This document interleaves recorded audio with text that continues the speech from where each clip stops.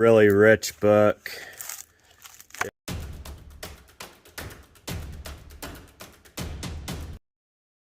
Welcome everybody back to the channel.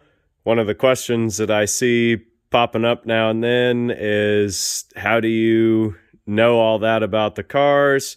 How do you identify what the parts are? So in the interest of making the hobby a better and richer experience for all of us, I will share some of my secrets.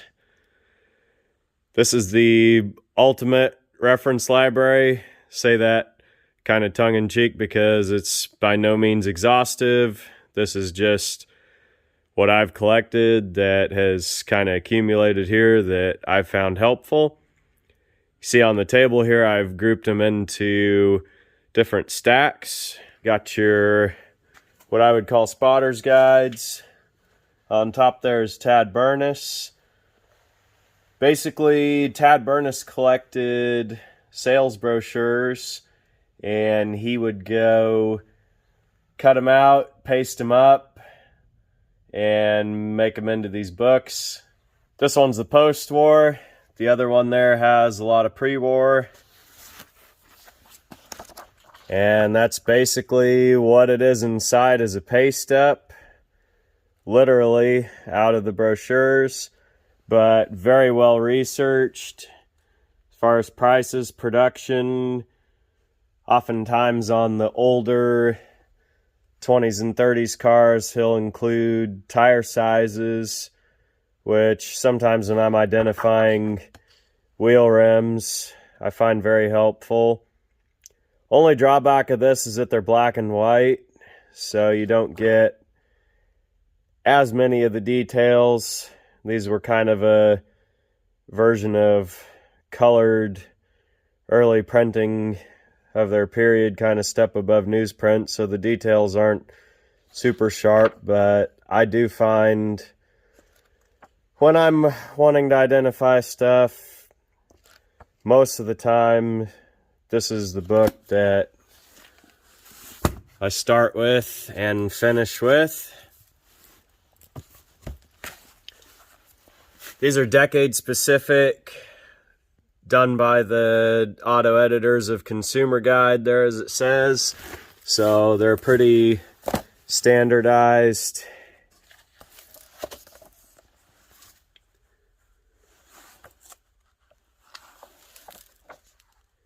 And these go by year, and they're grouped by mark. So you'll have 75. I believe they start with Chrysler. Yep. And then you'll have all your Chryslers grouped together. Then it'll go to your Fords, and then your GM. And in these earlier yearbooks, after the GM section, at the end you'll have your smaller makes, your Hudson, Packard, Graham.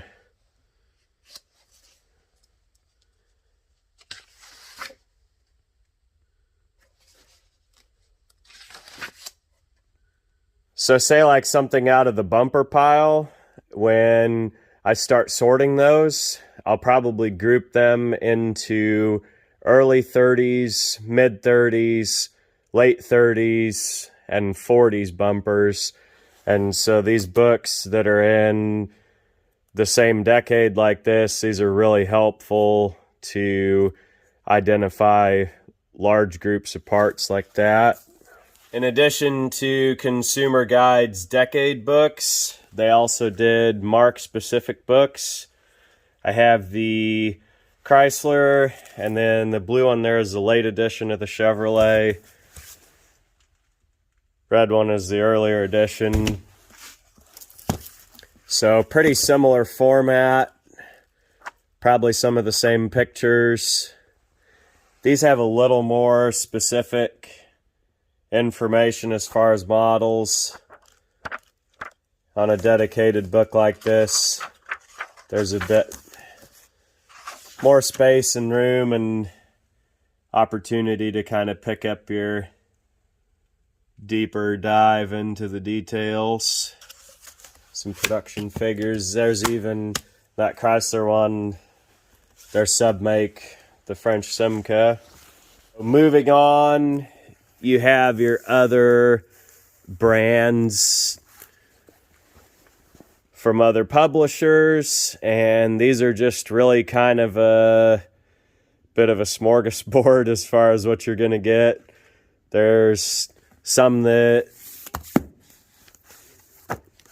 generalized, like the police car book.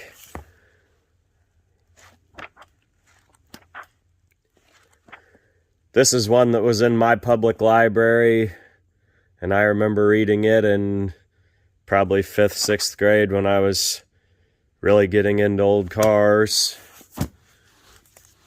This Volvo book is really, really rich book. It is well researched. There's a ton of factory stuff in here.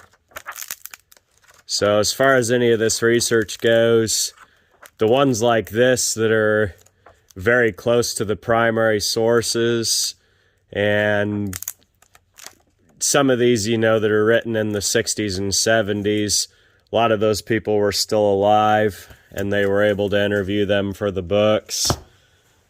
So that's a really, really good one there if you're into Volvos at all. And then some of the others, they're just kind of maybe more an arm's length view, just published by people that were passionate about the different marks, but just not necessarily really experts on them.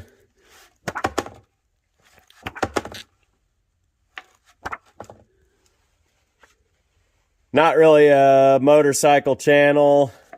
There's a few of you guys that are into them. Every time pop up a motorcycle video, it gets limited looks, but this Harley book really, I mean, it's more than just the production figures and the models and all that. There's dictionary of terms, and this one's really pretty comprehensive as far as the lifestyle and the history and all that goes. Next group of mark-specific books to cover would be the Crestline. Crestline, similar to the consumer guide books, they really follow pretty much the same format, and each brand was just written by experts who were very knowledgeable about each certain vehicles. These ones go year by year, starting at the beginning. And these were done probably, most of them about in the 70s. And so you actually end up in some of these older books having maybe more of the primary sources available.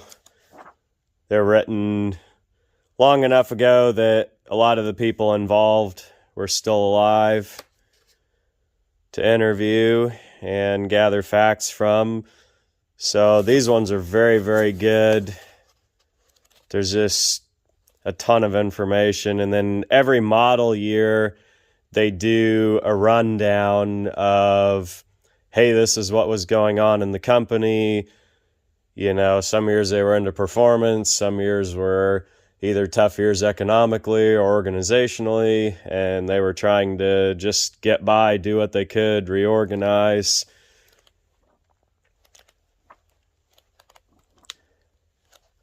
This Dodge book, you've got your trucks grouped together with the cars, so that makes it a little more bang for the buck. International Truck Book, very good book. Studebaker, Hudson, Chevrolet. Each of these, basically, they found an expert who was incredibly knowledgeable, and it's in there. So those are highly recommended. A lot of them you can find $40, $50. I mean, they're not $10 books. For some bizarre reason, the Pontiac book is just crazy expensive. They're like over $200. Next to them, we've got the standard catalogs, and there's some pretty well-known names in there. You've got John Gunnell and Beverly Ray Kimes. I'm not sure if Michael Lamb was ever associated with these, but those are some of the big heavyweights that really knew their stuff, and you can read through these and just gain a huge amount of knowledge about any of the specific vehicles. Standard catalog, one thing that it dives a little deeper on is specific production things, like your production figures, your options. Some of these even break down the body codes, data tags, things like that. Standard catalog, high standards when they made them. The pre-war standard catalog, I really love this book. You can go in here and find names that you've never even heard of. And these early years, it was kind of the Wild West of production. You had car companies in Boston, Cleveland, St. Louis. Indiana was full of car makes. Wisconsin, California, you didn't just have Detroit. And so some of these early cars, they were still really figuring out what a car was supposed to be. And so you find just fascinating stories in here about how the factories were started, and one would fold and another would take it over, and they'd take over the factories, they'd take over finance, whatever. And there's a lot of the companies that we know today, like Chrysler, had its roots in Maxwell and Chandler.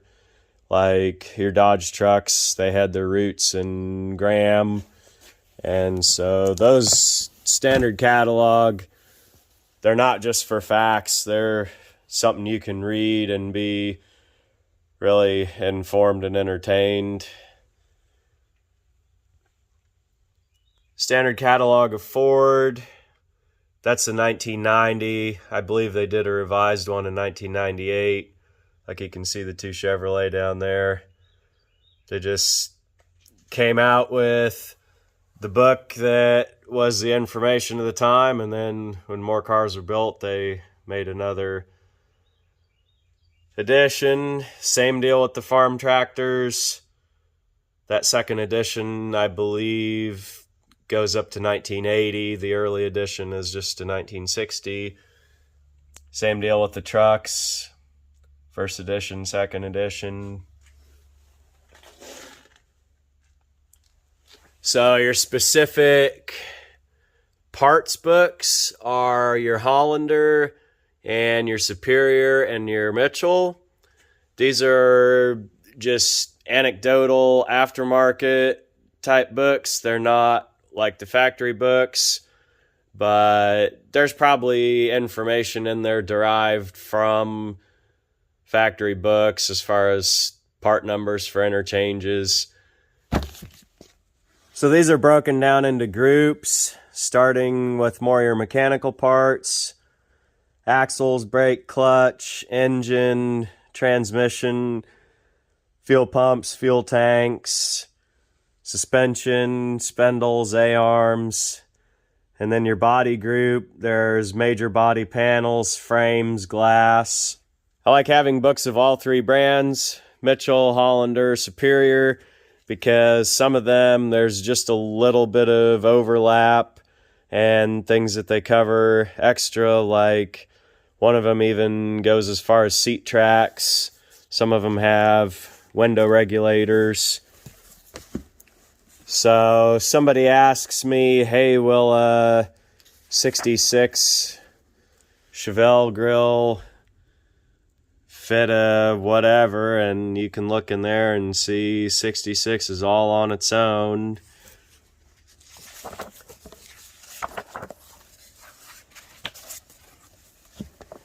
Other day a guy asked about a 67 Impala convertible frame, and I was able to look that up and see that the 67 and 68 will both work, but it's only correct for a convertible. Hollander had these little sub books. There's a wheel cover, and then alloy and special wheels, and then the import ones there. These are great identifiers because they're done by picture, and so you can kind of look through and find your correct ear.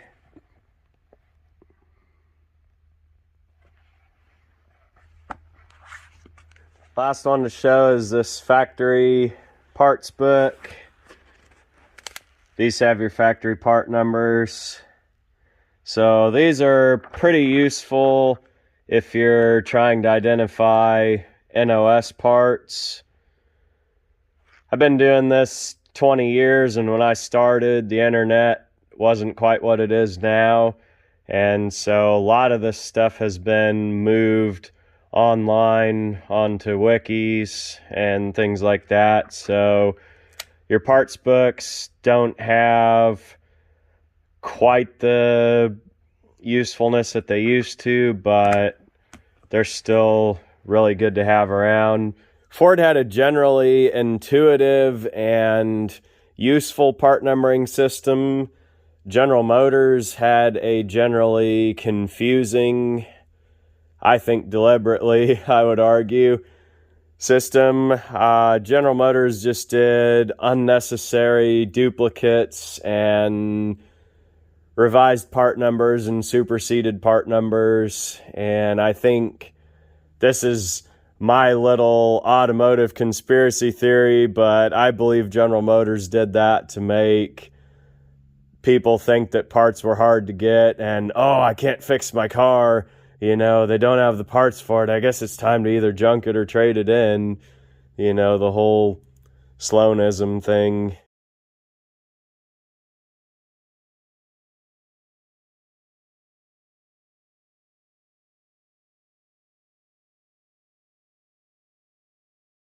Getting people to trade up for really no reason. Our subject of identification, we have this vintage grill shell. Just kind of look around it for details and let it speak. First thing to note is the oval shape emblem hole. And underneath that you can see pretty bright chrome. So the chrome plating tells us this is going to be definitely after about 1927, 1928, because up until the mid-20s, nickel plating was used. See the inset rib pattern. You can see they call this the winter front shutters that could block air to the radiator on cold days. You've got your crank hole toward the top of these ribs, matching ribs up the side, and then on the side there you've got your hole, possibly where a headlight bar would come out. Just judging by the pretty flat tombstone shape, this is going to be about 1930. 1931, just purely a guess to start out with. By 1932, you had kind of more of a rounded look, so that narrows it enough to start searching. We got the 30s book. Good place to start is 1930. You can see your higher priced cars like the Auburn, they were already getting more of a rounded shape to them. Your other higher priced cars had pretty distinctive shapes to them, so guess would be something like this, probably a middle priced car. We'll see if that's right. Duesenberg, another high priced car with more of a rounded shape to it. So this Chrysler, it's kind of in the ballpark. You can see the fluted shapes up on the corners, so definitely not a Chrysler piece. DeSoto, definitely not an oval emblem either. It's a little bit like playing the game Guess Who. If you ever played it as a kid or had kids that did, you're just flipping down the little faces. Process of elimination. Dodge, not quite. Plymouth, not quite. And you just flip through. Obviously not a Model A, even though that is an oval badge. Lincoln's had kind of a dip that came down.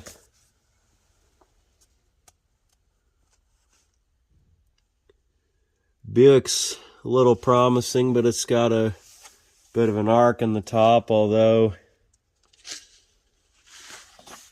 GM possibility, but still in this era you had a lot of marques still in business in the early 30s. They were just kind of riding out the Depression. Chevrolet has a dip coming down.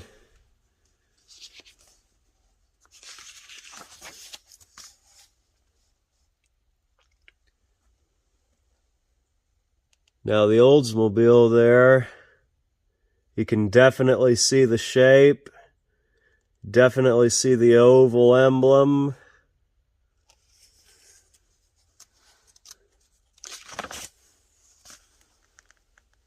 They had the submodel of the Viking, so definitely want to check out the Viking too in that process of elimination. So I'm really leaning toward Oldsmobile.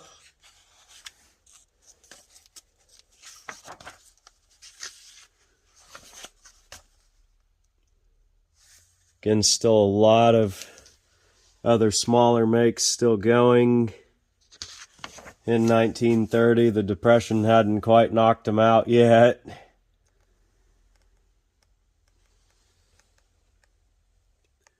It's very similar to the Durant there, but you have the conspicuous lack of winter shutters, and the bottom crank hole just a little smaller on our piece.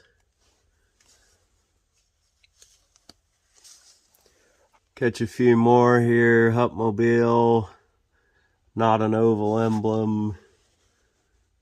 Peerless, emblem was down on the headlight bar. Stutz, higher priced car, so you got more design, more stylized look to it. Nash has the top coming down over the emblem.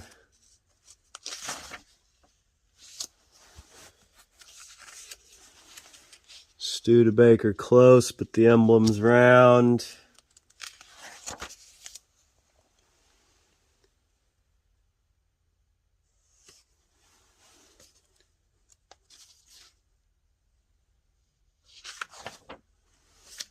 And that's 1930, so we're guessing 1931 would have been taking more of a rounded shape, so thinking maybe 28, 29. So we move to the Big Spotter's Guide. This has basically any pre-war car you could imagine. They divide this book into two parts. Part 1 is up to 1940. Part 2 is 1940 and later. So just kind of page through. There's an awful lot of marks. Early times. That 1930 Oldsmobile was very close. So, just for curiosity's sake, so here's our 29 that's got the round emblem, and you can see very similar shape to the grille, but just not quite what we got. So we go back to 1928. And there you can see the oval emblem. 1926, 27 had more of a fluted shape all around. So 1928 is what I'm kind of ringing in on. Again, Tad Burness had basically photocopied these out of dealer albums. So the quality of the printing, good for identification, but not all the way there. So then the next step is just to go search images. People could argue, you know, start out with a Google image search or search engine, whatever. But I like these books because they're just really grouped together and you're not typing in a bunch of times and just purely guessing. With the books, they're pretty organized and you can just kind of narrow a search and steer a search till you find stuff. And for me, the pictures on the internet are something secondary to make a final confirmation. So calling it 28 Oldsmobile, and I'll look up to confirm that. Little long video. It was 15 degrees outside today, so decided to come inside. Thank everybody for watching.